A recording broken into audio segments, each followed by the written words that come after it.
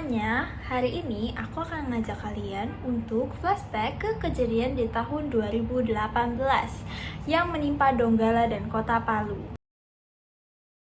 Kalian pasti udah tahu nih kira-kira apa yang terjadi. Namun di sini aku mau jelasin detail dari kejadiannya. Tanpa berlama-lama lagi, mari kita mulai. Pada Jumat 28 September 2018, wilayah Sulawesi Tengah, khususnya Kabupaten Donggala dan Kota Palu, diguncang oleh gempa bumi berkekuatan besar. Gempa ini kemudian memicu tsunami dan fenomena likuifaksi di beberapa kawasan pemukiman. Kombinasi ketiga fenomena tersebut menimbulkan kerusakan meluas dan korban manusia dalam jumlah besar. Gempa dengan magnitudo sekitar 7,4 sampai 7,5 mengguncang wilayah Donggala dan Palu dengan kedalaman yang relatif dangkal. Getaran kuat dari gempa ini dirasakan luas dan memicu kerusakan struktural terhadap bangunan, jalanan, serta infrastruktur kota dan kabupaten di sekitarnya. Karena letak epicentrum relatif dekat dengan daerah padat dan pesisir, dampak gempa langsung terasa dan memicu reaksi lanjutan seperti likuifaksi dan tsunami. Setelah gempa, tsunami melanda pesisir Palu dan Donggala. Gelombang air laut menerjang pantai dan menyapu pemukiman dekat laut, membanjiri daratan hingga beberapa ratus meter dari garis pantai.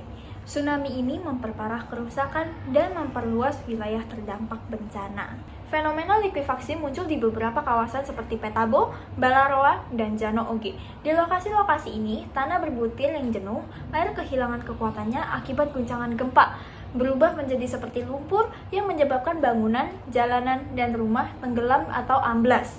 Di Petabo dan Balaroa, banyak rumah pemukiman yang hilang tanahnya, menyisakan jejak berupa lumpur. Karena likuifaksi terjadi dalam skala masif dan mendadak, evakuasi menjadi sangat sulit terutama bagi warga yang berada di kawasan yang rawan. Menurut laporan resmi per 5 Oktober 2018, jumlah korban meninggal tercatat 1.588 orang, luka-luka sebanyak 2.549 orang, hilang sekitar 113 orang, dan tertimbun sebanyak 152 orang. Korban yang meninggal telah banyak dimakamkan secara massal maupun melalui pemakaman keluarga. Antara lain, 582 jenazah di perkuburan massal Paboya, 35 di Pantoloan, dan 921 dalam pemakaman keluarga. Dan sekitar 20 jenazah masih berada di rumah sakit ataupun belum dimakamkan. Dalam jangka panjang, data per akhir Oktober 2018 menyebutkan korban meninggal sementara yang tercatat mencapai 2.086 orang, korban luka 4.438 orang, pengungsi sekitar 206.054 jiwa, dan lebih dari 1.309 orang dinyatakan hilang. Tim SAR gabungan relawan TNI, Polri, dan lembaga kemanusiaan dikerahkan untuk mencari, mengevakuasi, dan merawat korban di lokasi bencana. Proses evakuasi dan pencarian korban resmi ditutup pada 11 Oktober 2018 karena banyak korban tertimbun dalam reruntuhan atau amblasnya tanah. Pencarian di lokasi tertentu sulit dan risiko kehidupan semakin rendah seiring waktu. Setelah fase tanggap darurat selesai, status wilayah beralih ke masa pemulihan. Pemerintah Provinsi Sulawesi Tengah meminta dukungan DPR untuk pengawasan percepatan pembangunan kembali dan pemulihan infrastruktur serta hunian tetap untuk korban gempa dan likuifaksi.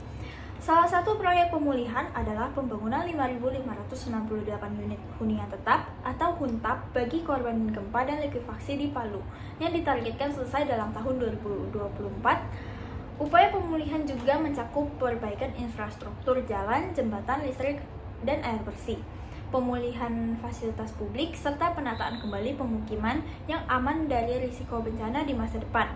Untuk menghindari dampak serupa di masa depan, dilakukan pemetaan risiko likuifaksi, penyusunan tata ruang yang memperhitungkan aspek geologi, dan edukasi mitigasi bencana kepada masyarakat.